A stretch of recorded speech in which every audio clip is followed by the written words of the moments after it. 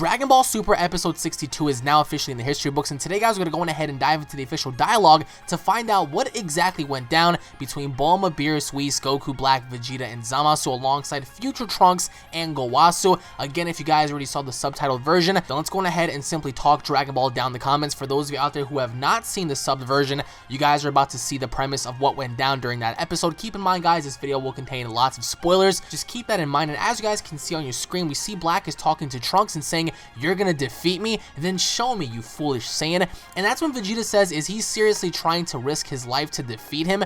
And that's when, you know, Zamasu and Black pretty much call Trunks a sinner, and they say a sinner who opposes gods should die. And with Trunks fighting back, he says, "I don't care if I'm a sinner, I will protect this world." Very similar to Dragon Ball Z Battle of Gods when Goku said, "I will not let you destroy my world" against Beerus, as Trunks said, "I will protect this world."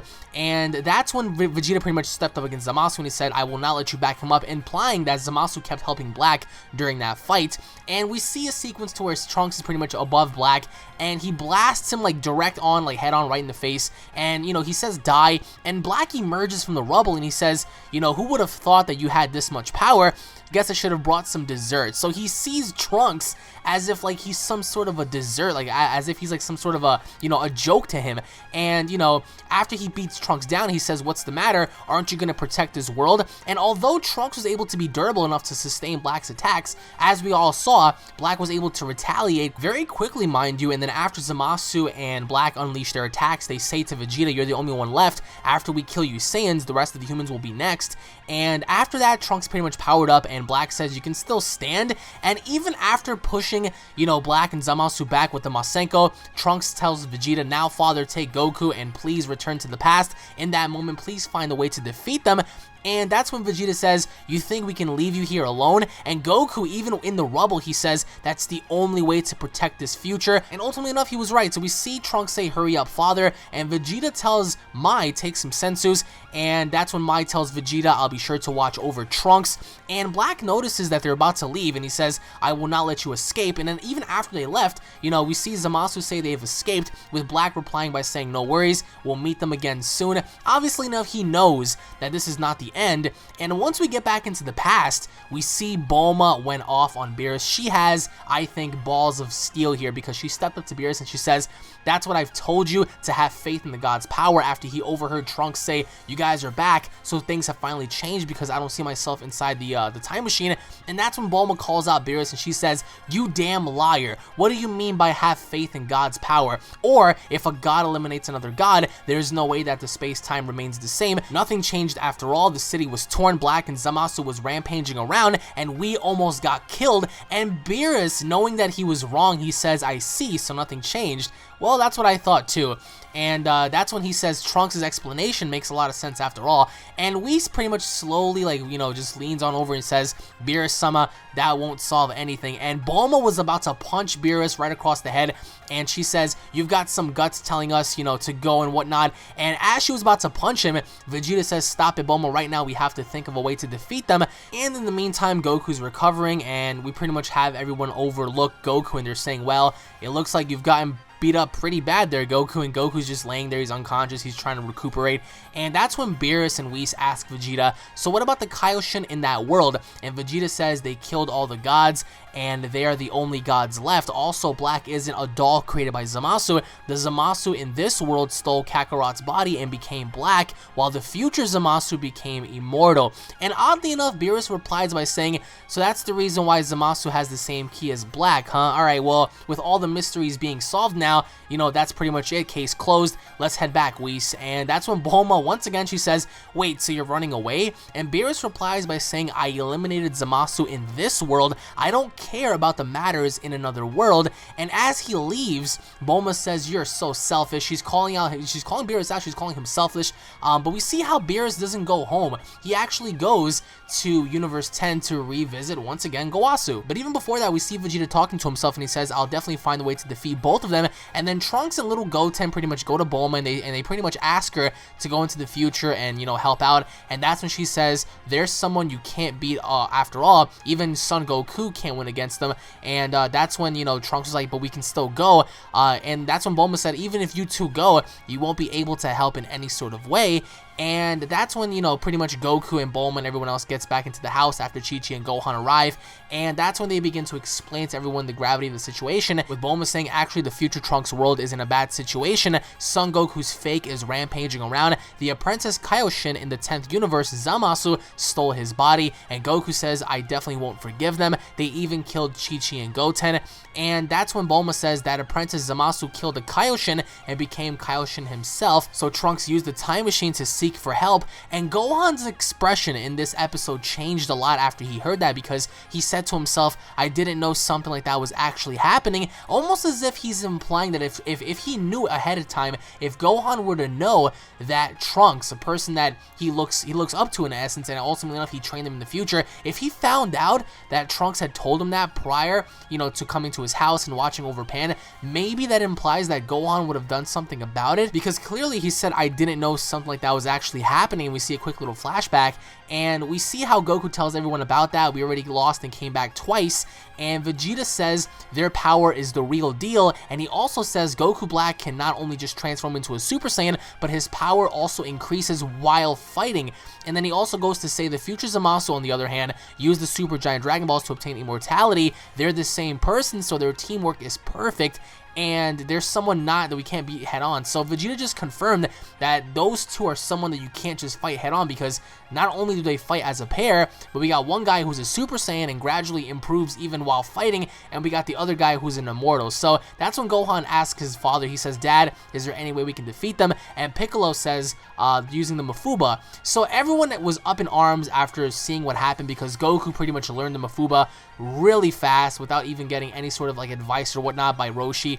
And we see how Goku says, we won't just defeat them, but we'll seal them away instead. And Piccolo even goes on ahead to say, as long as the seal is in place, they won't be able to escape again. And, you know, pretty much implying that if they're sealed away properly, you know, they can never escape. So we pan over back to Universe 10, and we see Beerus is really upset. He says enough with the subject, and then that's when Whis tells Gowasu everyone's blaming him for the mistakes, and they're making him take responsibility for everything that happened with Zamasu and Black and whatnot, because everyone is saying, you know, how come Beerus is not helping and whatnot. So then we see Beerus say anyways that Zamasu, if I went to the future, I can easily destroy him, but a god of destruction cannot possibly go through space-time after all. And Gowasu says, I understand, I'll do something about it, it's because I appointed Zamasu as an apprentice. And those few lines right there pretty much caught me, as I talked about in my breakdown review. Beerus clearly says here, he clearly says, even after finding out that Zamasu is immortal, he replies by saying, I can easily destroy Zamasu, but a god of destruction cannot possibly go through space-time after all. And that implies that what does Beerus know about immortality? What does he know about Zamasu at this point that nobody else can know, or at least figure out? Because he says to Gowasu, I can easily destroy him, but I can't just simply travel throughout time. And oddly enough, Gowasu says something here that could indicate that if Beerus goes into the future, Gowasu will take the rap for him traveling, because he says, I understand, and I'll do something about it because it was I who appointed Zamasu as the apprentice. So this episode, it does create a lot of questions, but it also, you know, gave us somewhat of a little bit of answers as to what was going on. And examples of this is, what was Trunks' you know, new transformation? What is Beerus implying by, you know, going into the future and pretty much stopping Zamasu? Like, I mean, is he capable of doing that? I mean, who's to really say? He is catching the rap and being blamed for everything. And I've noticed in the community that a lot of you guys seem to believe that Gowasu is going to take the rap if the Omni King finds out that the gods of destruction have been traveling throughout time.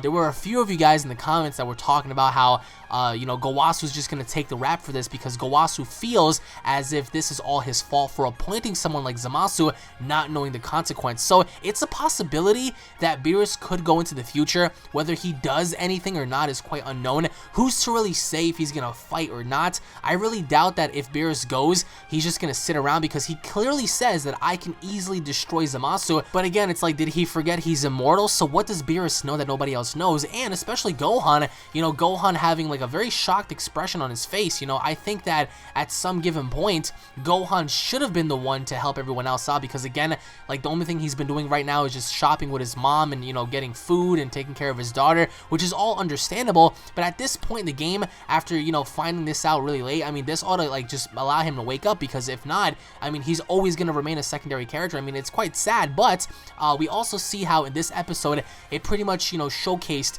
no matter what Trunks does, Black is always going to improve, and we saw that, and some people were actually arguing against me, and they were saying, well, Black isn't really that strong. Yes, he is. I mean, as we all saw, Trunks was able to pretty much keep them back. I mean, Trunks wasn't able to cut somebody's arm off. He didn't stab Black. He didn't blow him into space. He didn't do anything crazy. Yeah, I'm giving props to Trunks because Trunks really stood in there, and he lasted a little longer than Goku and Vegeta. Even though he's keeping them both at bay, there's not really much he can do against someone that, you know, fights at a very cohesive, you know, kind of like technique form. So it's like he's fighting two of the same people that know each other's, you know, movesets in and out. So it's kind of hard for Trunks, despite what level he is, to fight up against someone who's immortal. I mean, they can't die. So even if Trunks were to unleash some crazy 1000 times Final Flash Super Kamehameha attack at Zamasu, it wouldn't really work because Zamasu would still come back. So lots of questions in this episode, and a lot of you guys have been talking about, you know, the Omni King stepping in. I really doubt that the Omni King is going to be involved at this point because everything that's happened thus far centers around Goku, Vegeta, and Trunks. So now they're going to be going back again next week to battle, and I'm just stoked about this because the dialogue just proved, you know, various different things, and we saw the connection between Vegeta and his son because he told Trunks don't die, and he was calling him a fool at first for trying to keep him at bay, but Trunks had a plan all along. But I want to know your thoughts on the dialogue. I want to know your thoughts on Beerus. I want to know your thoughts on Gohan, and I want to know your thoughts on Trunks' form. What are your overall thoughts on everything that transpired in this episode, because there's so much to go off of from, especially with this arc, because I really doubt that, you know, we're gonna have like another 20 episodes of this, because I do think that at some point it might be winding down, which I'm really excited for because I really want to see how this is all going to end.